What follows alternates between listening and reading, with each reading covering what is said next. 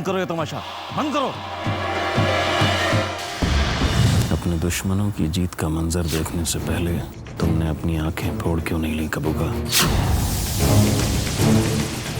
अपनी हार पे मातम मनाने के बजाय तुम दुश्मनों की जीत का मंजर देख रहे हो। लानत है तुम पर कबूका, लानत है। हमें भी अपनी शिकस्त पर उतनी ही शर्मिंदगी है जितनी तुम्हें है। कसम अपने काले खून की, ये मंजर हम तब तक नहीं भूल पाएंगे जब तक अपने इन दुश्मनों का नामो निशान नहीं मिटा देते।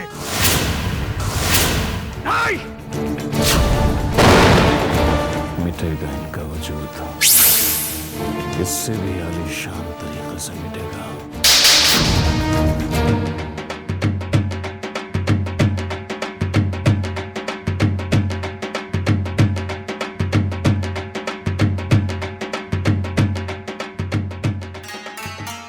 अब्बू, 17 सालों से मेरे कान अब्बू सुनने के लिए तरस गए थे बेटे। मुझे माफ कर दो अब्बू, मैं भी आपको गलत समझता रहा। वाहिद मेरे बेटे,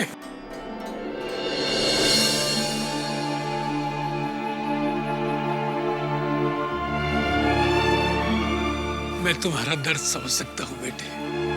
तुम लोगों से मुझे कोई शिकायत नहीं है, बल्कि फख्र है कि मेरे बच्चों ने अपने दिलों में आज तक अपने देश के लिए वफादारी का जज्बा कायम रखा है। और वही जज्बा और हौसला आज एक बार फिर फारूक में हमारे साथ साथ पूरे देश ने देखा है। फारूक, शुक्रिया शुक्रिया मेरे दोस्त, शुक्रिया। दादू, दादू आदाब। अरे खुश रहो छोटे मियाँ। दादू, ये आपके लिए। अरे वाह,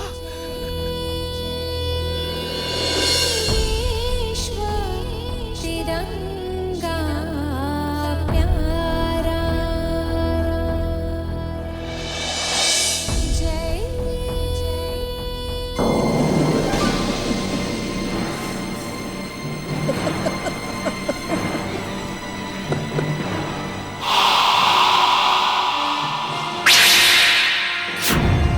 मैं इस बात को सोचकर हैरान हूं कबूका कि आखिर ऐसी क्या बात है इस हिंदुस्तान की मिट्टी में जो एक गद्दार करार दिए गए इंसान को पल भर में देशभक्त बना देती है। वो इंसान जिसने अपनी जिंदगी के 17 साल जेल की दीवारों के पीछे एक एक पल घुट घुट कर गुजारा हो, वो कैसे सब कुछ भूलकर अपने मुल्क के लिए अपनी जान की बाजी लगा सकता है? कुछ तो जरूर खास है इस हिंदुस्तान की मिट्टी में। मैं जरूर देखना चाहूंगा कबूका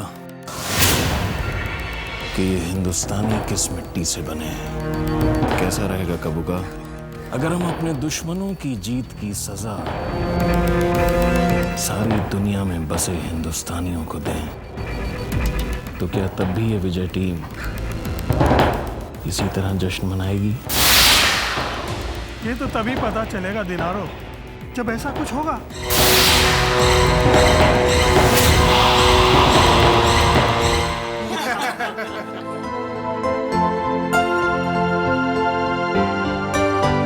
प्लीज सर, सर।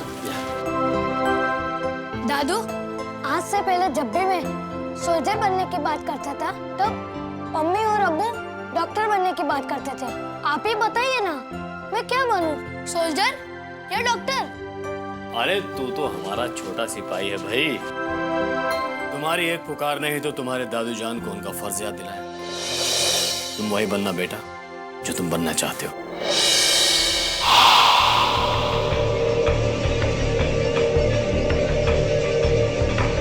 कुछ करना पड़ेगा दिनारो, कुछ करना पड़ेगा। ऐसे ही हम नाकामयाब होते रहे तो बहुत जल्द हमें ये आतंकवाद की दुकान बंद करना पड़ेगी।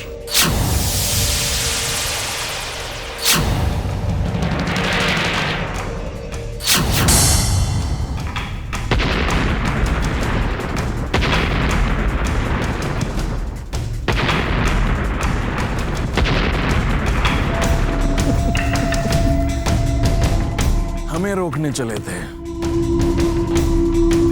लाशें बिछ गई, लाशें। डिनारो को रोकना विजय टीम तो क्या किसी के बस की बात नहीं।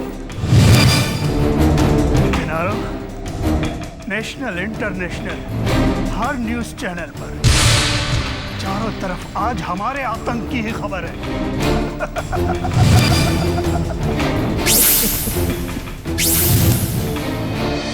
अब तक इस हमले में मरने वालों की तादाद 1260 तक पहुंच गई है। करीब इतने ही लोग जिंदगी और मौत से जूझ रहे हैं और जहां ये धमाके हुए हैं उनका असर पूरे 2 किलोमीटर की एरिया तक हुआ है। इस हमले की वजह से विदेशों में बसे भारतीय इस कदर घबरा गए हैं कि उन्हें लगने लगा है कि वो वहां महफूज नहीं है। इन सभी जगहों पर जिस केमिकल से ब्लास्ट किया गया है उस तरह का केमिकल अभी तक किसी भी अंतर्राष्ट्रीय आतंकवादी संगठन ने पहले इस्तेमाल नहीं किया है, क्योंकि जिन गाड़ियों से ये दूतावास को निशाना बनाया गया था उन गाड़ियों को मेटल डिटेक्टर भी नहीं पकड़ पाया था। सिक्योरिटी एजेंसीज को एक्सीडेंट स्पॉट से कुछ सोप की तरह दिखने वाले केमिकल के सैंपल्स मिले हैं और वो ये पता लगाने में लग गई है कि आखिर वो है क्या। इस मामले की जिम्मेदारी जिस संगठन ने ली है उसके सरगना दिनारो का कहना है कि ये सिलसिला पूरी दुनिया में हिंदुस्तानियों पे तब तक जारी रहेगा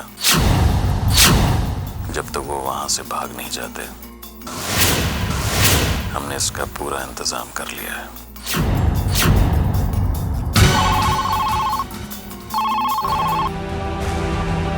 जय हिंद सर। जय हिंद। मेरी बात गौर से सुनो। दिनारो ने जिस केमिकल से एक्सप्लोजन किया है हमें उस केमिकल फैक्ट्री का पता लगाना है कि उस मुल्क में वो फैक्ट्री कहां पर है। फयाज ने करतार को जहां से फोन किया है मोबाइल कंपनी से हमें उस कॉल की सारी डिटेल्स मिल चुकी है और मैंने वो सारी डिटेल्स विजय की वेबसाइट पर डाल दी है। तुम्हें उस कॉल डेटा की मदद से वो लोकेशन फाइंड करनी है जहां से फयाज ने हमें फोन किया है।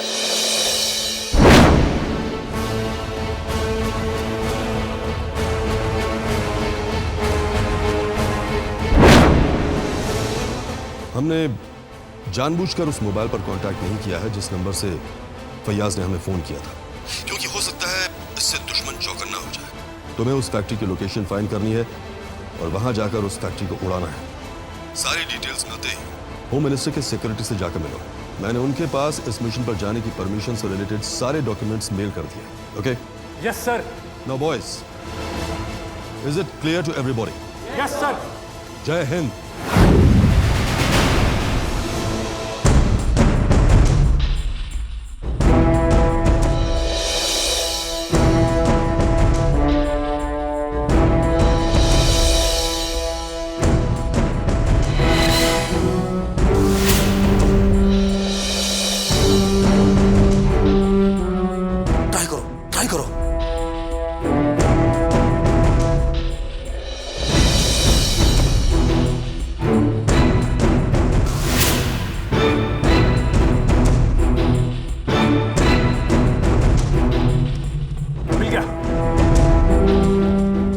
लोकेशन का सैटेलाइट मैपिंग करके उसका ब्लूप्रिंट निकालता हूँ। Yes, good. ये जंगल मैन ईटर के नाम से जाना जाता है। यहाँ तक पहुँचने के लिए हमारे पास सिर्फ एक ही रास्ता है और वो है ये समंदर का रास्ता। इस जंगल में कदम कदम पर दलदल की खाई और जहरीले सांप हैं जिनके काटते ही इंसान सिर्फ 5 मिनट के अंदर मर सकता है और जो सिर्फ यहीं पे पाए जाते हैं। इसलिए इस जंगल में जाने से पहले हमें कुछ खास किस्म के वैक्सीन भी लेने होंगे। मगर केमिकल फैक्ट्री को इस जंगल में कहां बनाया गया है ये फाइंड आउट करना अभी मुश्किल है और मुश्किलों से खेलना ही विजय की शान है। चलो हमें होम मिनिस्ट्री से परमिशन के पेपर कलेक्ट करने हैं। Come on.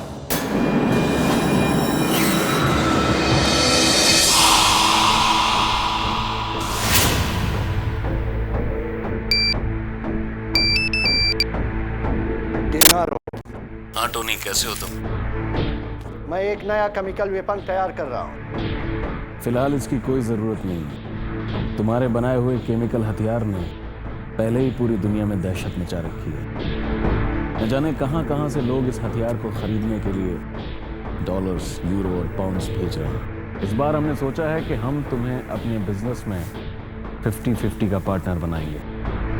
बस तुम दिन रात एक करके हमें ज्यादा से ज्यादा केमिकल हथियार बना के भेज दो ताकि हम सारी दुनिया का माल अंदर कर सकें। अगर ऐसे बात है दिनारो तो मैं अभी इस काम में लग जाता हूँ, मगर हम दोस्तों के सोचने से पहले ही दोस्ती निभा देते हैं। हमने तुम्हारे अकाउंट्स में $300 मिलियन ट्रांसफर कर दिए हैं।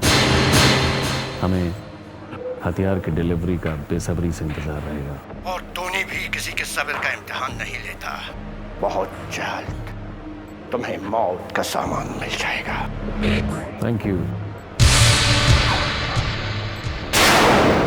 बहुत धन्यवाद। जिंदाबाद।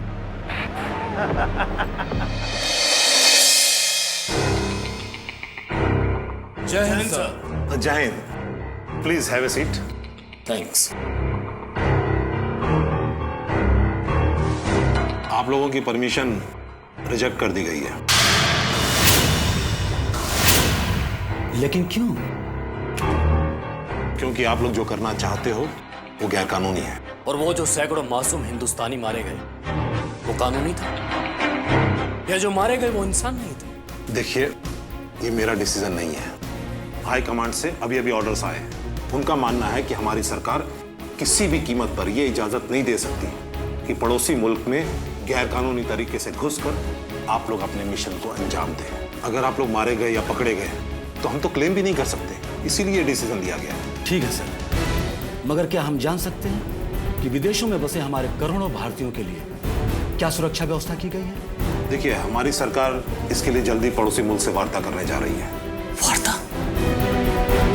फिर भाई ढकोसला, आज तक ऐसी कौन सी समस्या है सर जो पड़ोसी मुल्क के साथ वार्ता करने से हल हुई है? वो सिर्फ बारूद की भाषा समझते हैं, और जब तक आप इस वार्ता के बारे में सोचेंगे न जाने कितने मासूम हिंदुस्तानियों की जान चली जाएगी। अगर आपको इस बात का डर है कि अगर हम मारे गए तो हमारी बॉडी का आप क्लेम नहीं कर सकेंगे, तो ये डर अपने दिल से निकाल दीजिए सर, क्योंकि हमें विश्वास ही नहीं, यकीन है कि हम इस मिशन को पूरा करके जरूर वापस आएंगे। देखिए सर, विदेशों में बसे हमारे करोड़ों हिंदुस्तानियों की उम्मीद सिर्फ आप पर टिकी है। अब आपको यह तय करना है कि उन्हें आप महफूज जिंदगी देते हैं या मौत। उनकी जिंदगी और मौत के बीच सिर्फ आपके हां या ना का फासला है।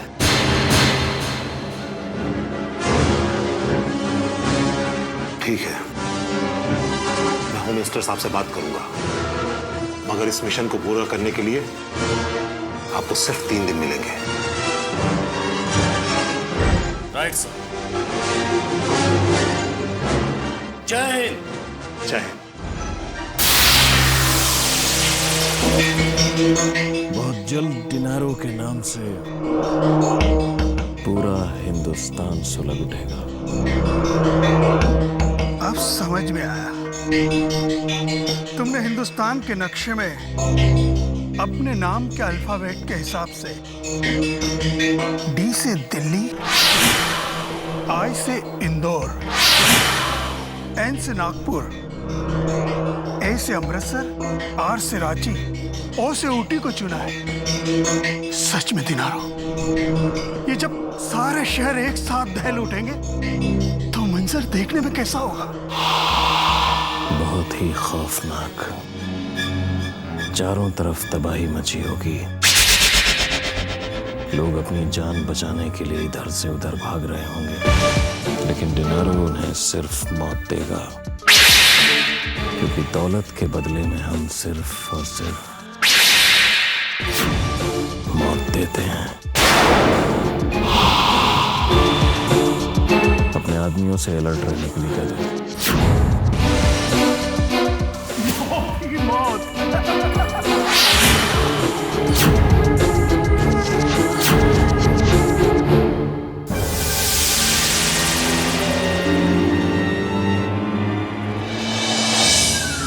मैं तुम लोगों को कुछ खास किस्म की चीजें देने जा रहा हूं जो तुम्हारे मिशन में बहुत कारगर साबित होगी। इन आईब्रोज में खास किस्म के पॉजिटिव और नेगेटिव केमिकल्स मिलाए गए।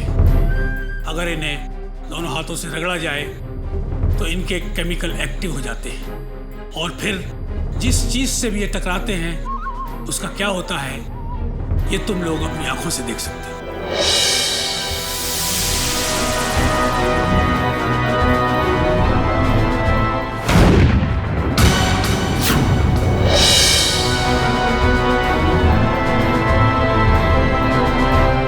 ये बॉल पेन दरअसल एक टाइम बॉम्ब है। अगर इसे 1 मिनट में 3 बार खोला और बंद किया जाए तो अगले 30 सेकंड में ये फट जाएगा।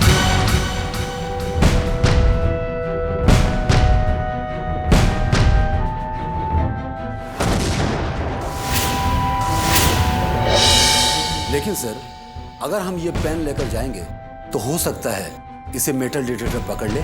इसकी यही खासियत है, इसे कोई भी मेटल डिटेक्टर नहीं पकड़ सकता। थैंक यू फारूक साहब। बस आप हमारे लिए दुआ कीजिए कि हमें हमारे मिशन में कामयाबी मिले। जरूर मिलेगी बेटे, मगर मेरी भी यह ख्वाहिश जरूर पूरी करना। उस गद्दार टोनी के सीने पर वार करके ही उसे मारना और उसे बतलाना कि वतन के साथ गद्दारी करने का हश्र यही होता है।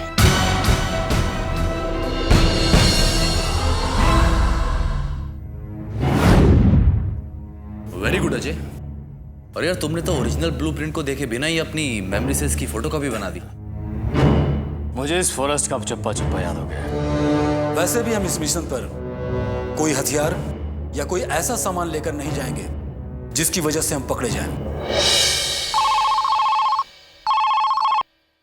जय हिंद फ्रेंड्स। जय हिंद सर।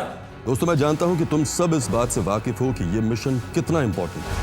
हमें गैर कानूनी तरीके से पड़ोसी मुल्क की सीमा में घुसकर अपने इस मिशन को अंजाम देना है। ये काम कुछ वैसा ही है जैसे एक भूखे शेर के मुंह से उसका निवाला छीनना। इस मिशन में तुम लोगों के रूप में मैं अपना सब कुछ दांव पर लगा चुका हूं। मैं तुम में से किसी को भी नहीं खो सकता, क्योंकि तुम सब विजय की शान हो। सो बी अलर्ट। अब तुम लोगों से इस मिशन के पूरा हो जाने के बाद ही बात होगी। All the best. जय हिंद। जय हिंद सर।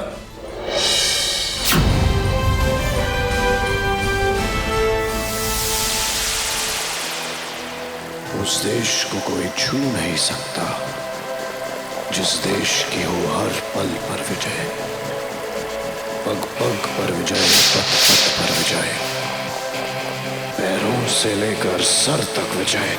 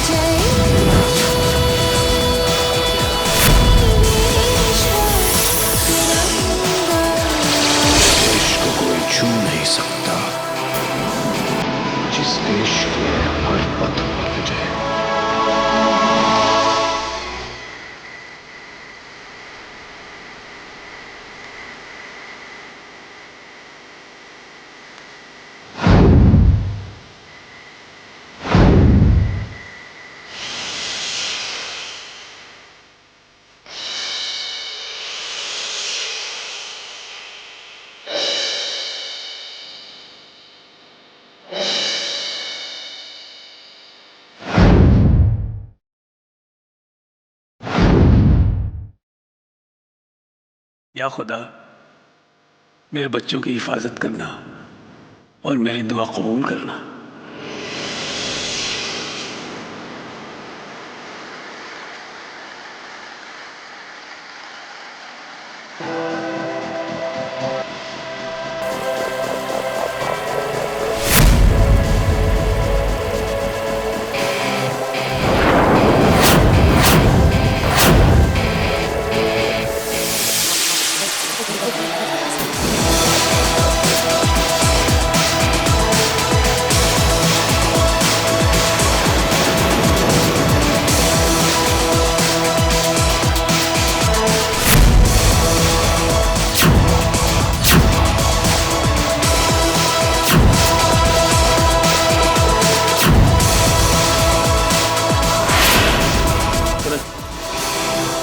संजय,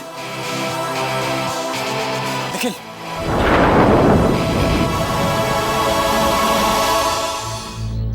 मेरे अंदाज से हम बिल्कुल सही दिशा में हैं। टोनी की लैब वहां उस पहाड़ी के पीछे होनी चाहिए। अब हम लोगों को 2 ग्रुप में बढ़ जाना चाहिए। एक ग्रुप में अजय, करण और निखिल, और दूसरे ग्रुप में हम सब लोग, ताकि एक ग्रुप अगर दुश्मन की गिरफ्त में आ जाए तो दूसरा ग्रुप अपने काम को अंजाम दे सके। जय हिंद। जय हिंद।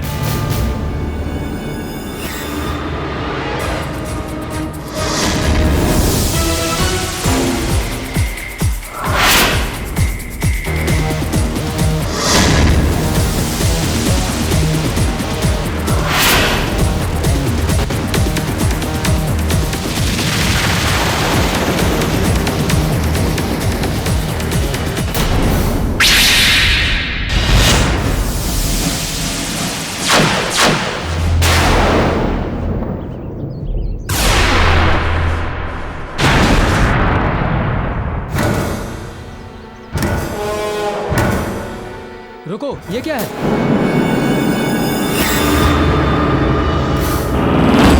लगता है यहाँ कोई आया है।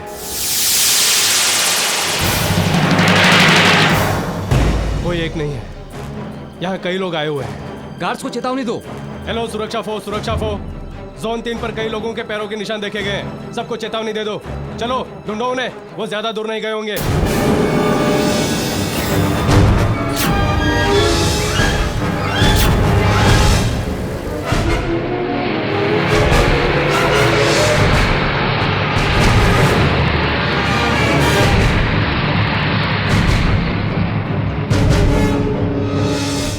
करतार, बड़ी जोर से लगी है। जा जल्दी जा।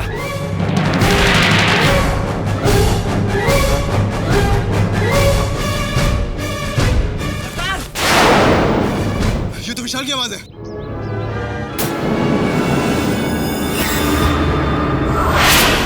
करतार, संजय। विशाल, मेरी मदद करो, मैं दलदल में फंस गया। करतार, घबराओ मत विशाल, हम कुछ करते हैं।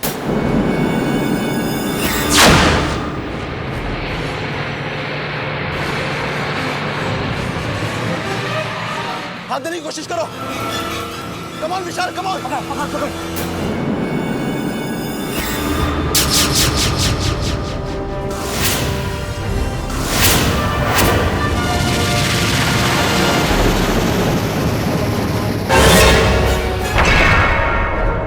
हाँ, शाबाश शाबाश। कोशिश करो विशाल। हिलना मत।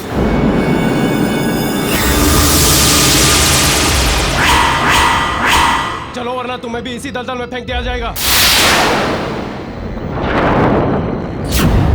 चल, ऐसे क्या घूर रहा है? आंखें निकाल दूंगा तेरी।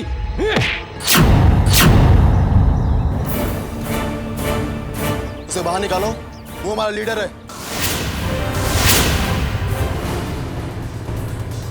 इधर देखो, उनके कोई और साथी तो नहीं है। ढूंढो ढूंढो, नहर की तरफ देखो।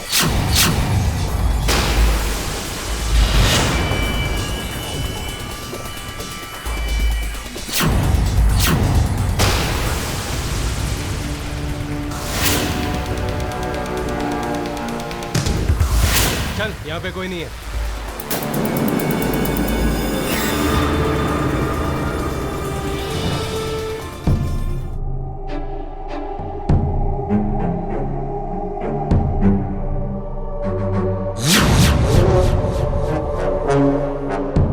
विजय, देश के आंखें,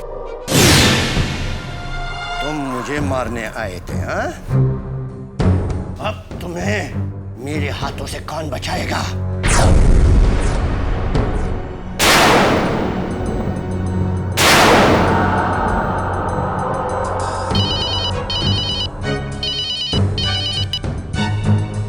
डिनारो।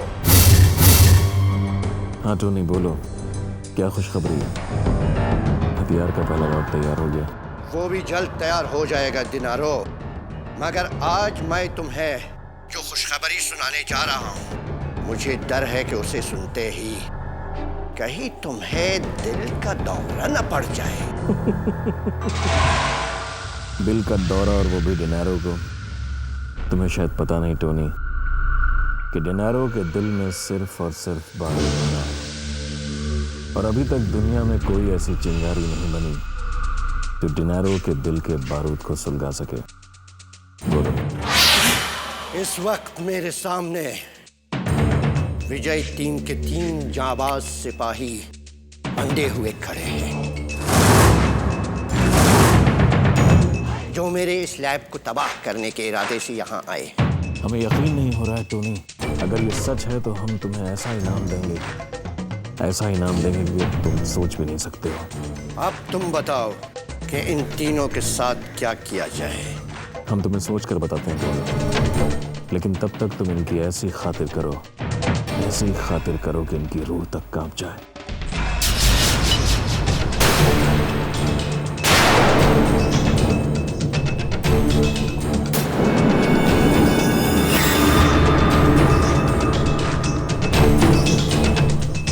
बस एक बार और तुमने ये पेन दबाया और तुम्हारा खेल खत्म।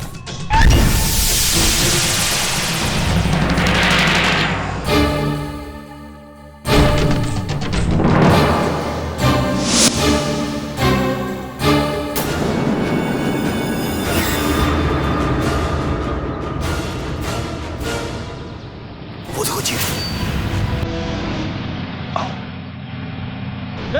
रुको, वो देखो भाग रहे हैं। पीछा करो, चलो पीछा करो।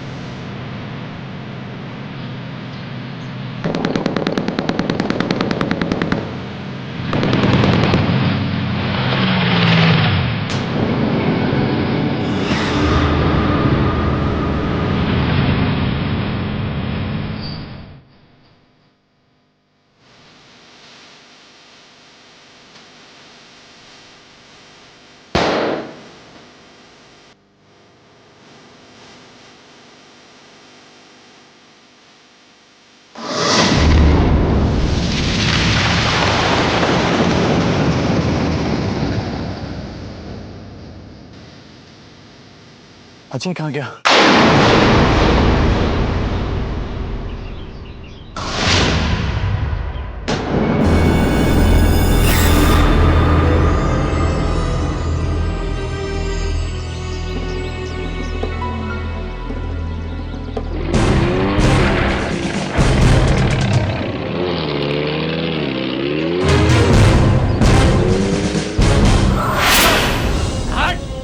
पीछे क्या देख रहा है? चल चल, बैठो अंदर।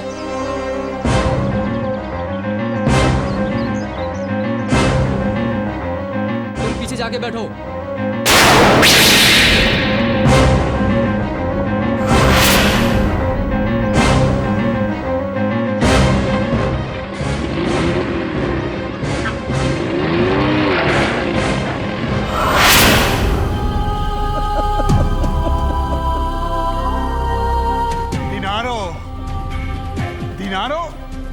दिनारो अपनी हंसी पर काबू रखो।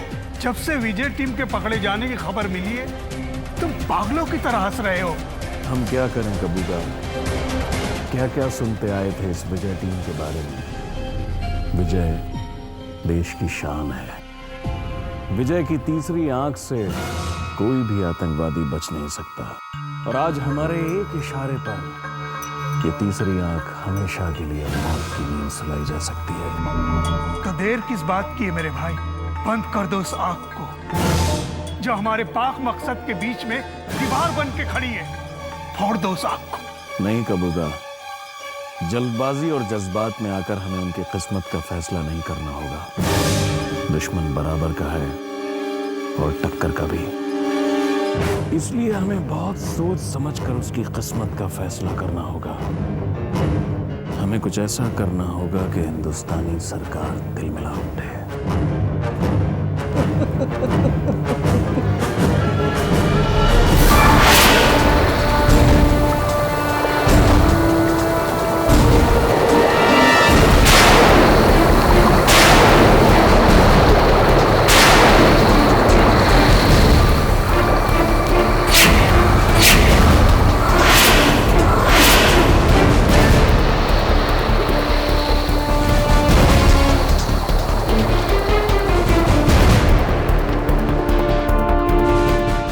सबको लॉकअप में।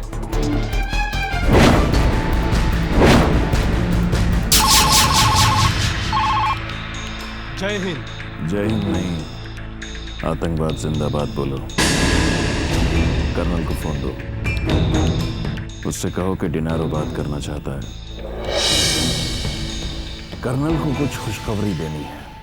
इंतजार करो, मैं अभी कॉल ट्रांसफर करता हूं।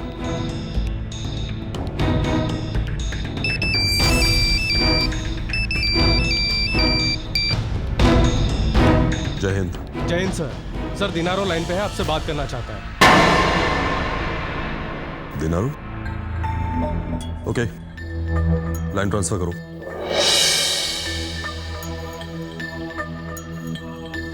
बोलो दिनारो, अब कौन सी आफत आ गई तुम पर जो तुमने हमें इस वक्त याद किया? आफत हम पर नहीं, तुम्हारी विजय टीम पर आ चुकी है, जो तुम्हारे देश की सुरक्षा करती है। जिस विजय टीम को तुमने टोनी की केमिकल फैक्ट्री को बर्बाद करने के लिए भेजा था, आज उसकी जिंदगी मेरे हाथों में है। तो फिर मुझसे क्या चाहते हो? एक सौदा। कैसा सौदा? उनकी अस्थियों का, क्योंकि कल सुबह होने से पहले उनकी जिंदगी का नामो निशान इस दुनिया से मिटा दिया जाएगा। तुम नई विजय टीम की तलाश शुरू कर दो, हम तुमसे यह सौदा कल करेंगे।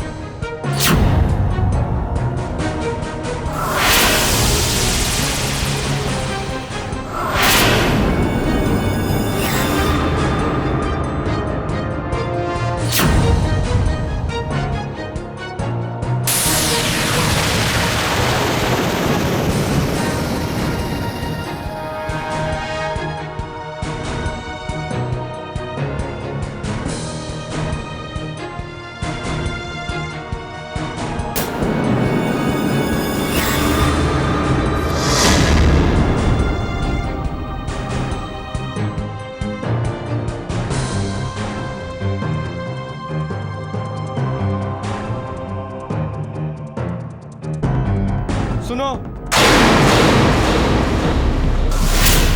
तुम्हारे फाइल में से कुछ पेपर गिर गए हैं। टोनी, इमरजेंसी है। यूनिट नंबर 3 में वायरस आ गया है। चलो मैं चेक करता हूं।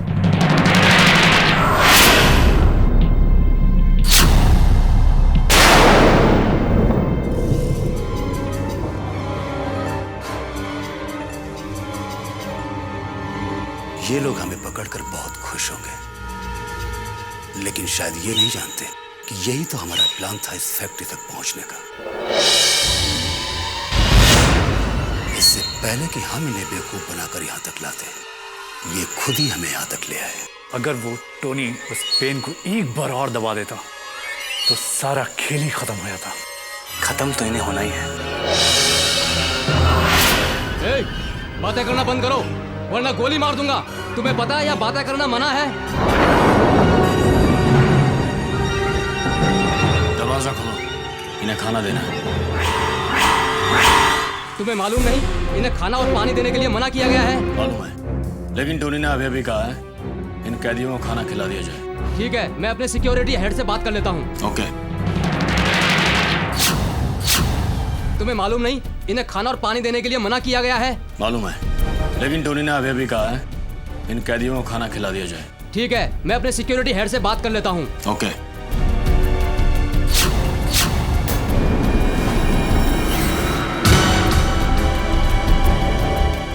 लगता है सिस्टम खराब है।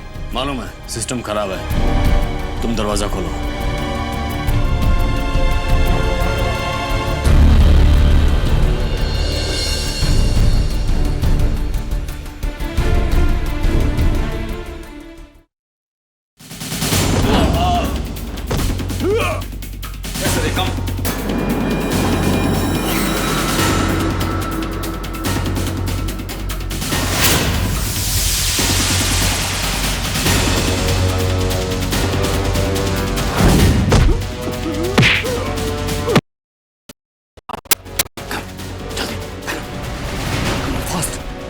केयरफुल। संजय,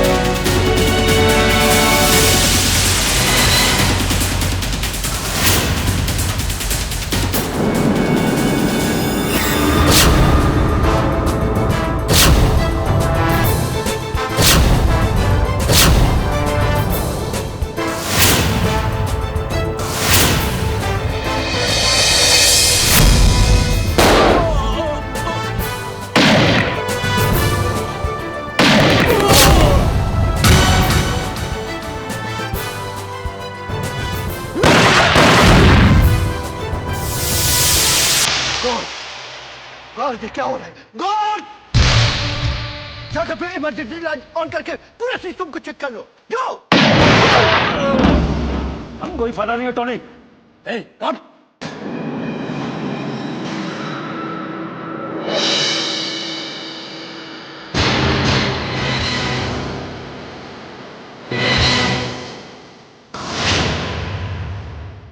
विजय को मारना मुश्किल ही नहीं, नामुमकिन है। मगर तेरी मौत तो अब तय है। तेरी वजह से विदेश में रहने वाले हमारे न जाने कितने निर्दोष और भाई बहन मारे गए हैं। देखिए, देखिए, मुझे छोड़ दीजिए। मैं हिंदुस्तान जाने को तैयार हूँ। वहाँ का कानून जो भी सजा मुझे देगा, मुझे मंजूर है। मगर तुम जैसे गद्दार को सजा देने के लिए ही हमारी सरकार ने हमें यहाँ भेजा। और यहाँ आते समय हम सभी लोगों ने फारूक साहब को यह वचन दिया था कि हम तुम्हारा नामो निशान मिटा देंगे। मुझे माफ कीजिए, माफ कीजिए मुझे।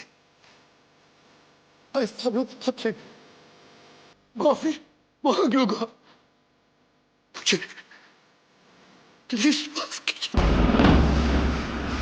कीजिए मुझे। तुम्हारे सभी मुआफिनामे विजय की अदालत में खारिज किए जाते हैं।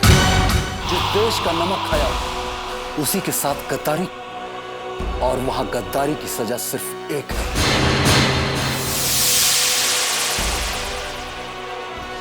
मौत।